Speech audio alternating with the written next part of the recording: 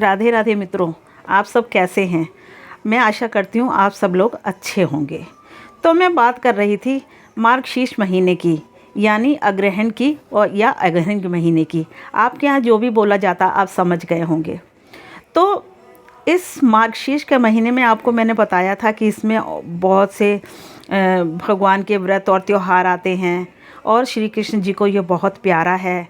और भी कई देवी देवताओं की इसमें पूजा पाठ किया जाता है। इसी में एक आती है, इसमें कृष्ण मास की कृष्ण पक्ष की अष्टमी को भैरव जयंती मनाई जाती है। तो इसे कालाष्टमी भी कहते हैं। इस तिथि को भैरव जी का जन्म हुआ था। इस दिन व्रत कर जल और अर्घ्य देकर भैरव जी की पूजा अर्चना करनी चाहिए। भैरव जी की सवारी कुत्ता है, इसलिए कुत्ते का भी पूजन करते हैं। रात्रि जागरण करके शिव पार्वती की कहानी सुननी चाहिए। भैरव जी का मुख्य हथियार दंड है, जिसके कारण उन्हें दंडपति भी कहते हैं। भगवान शिव के दो रूप हैं, भैरव और विश्वनाथ। भैरव जी का दिन जो होता है वो रविवार और मंगलवार माना जाता है। इन दोनों दिनों में इनकी पूजा से घर में जो नेगेटिव बाधाएं होती हैं या भूत प्रेत की बाधाएं होती हैं, नेगेटिविटी एनर्जी होती है, वह सब समाप्त हो जाती है।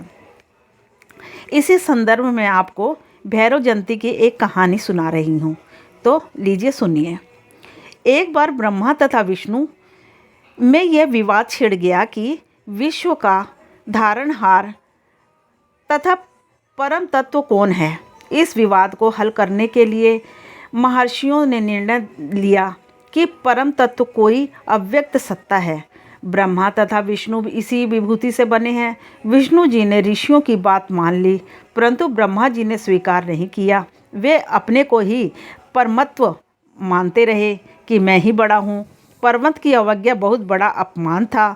शिव जी ने तत्काल भैरव का रूप धारण करके ब्रह्मा का अष्टमी के दिन गर्व चूर कर दिया। इसलिए इस दिन को भैरव अष्टमी या काला अष्टमी भी कहते हैं।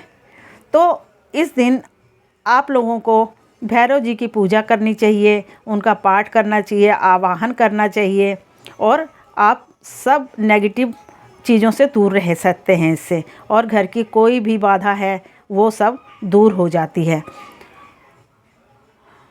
बोलो भैरवनाथ भगवान की जय, भोलेनाथ भगवान की जय। और मित्रों, श्री भैरवनाथ जी से प्रार्थना करनी चाहिए।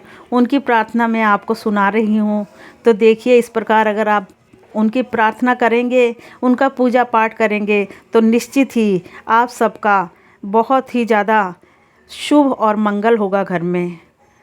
देख लीजिए, सुनिए। कभी भूले से दर्शन आपका सरकार हो जाता, मैं चरणों में लिपट जाता, गले का हार हो जाता। कभी भूल से दर्शन आपका सरकार हो जाता, अगर मेरे हृदय में प्रेम का संचार हो जाता, तेरा जीवन सफल होता, मेरा उद्धार हो जाता। मेरा जीवन सफल होता, मेरा उद्धार हो जाता। कभी भूले से दर्शन आपका सरकार हो जाता, तुम्हारी एक ठोकर से भंवर से पार हो जाता। तुम्हारी एक ठोकर से भंवर से पार हो जाता, नसीबों में लिखा होता, मुकद्दर में बंधा होता। नसीबों में लिखा होता, मुकद्दर से बंधा होता। कभी भूले से दर्शन आपका सरकार हो जाता, तो हमको भी कभी तेरा यूं ही दीदार हो जाता। तो हमको भी कभी तेरा यूं ही दीदार हो जाता।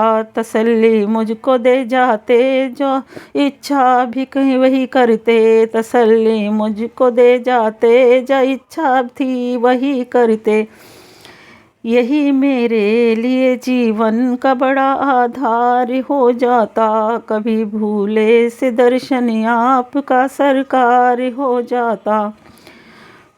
छुपे हो व्यर्थ नैनों में उतर कर दिल में आ जाओ, छुपे हो व्यर्थ नैनों में उतर कर दिल में आ जाओ।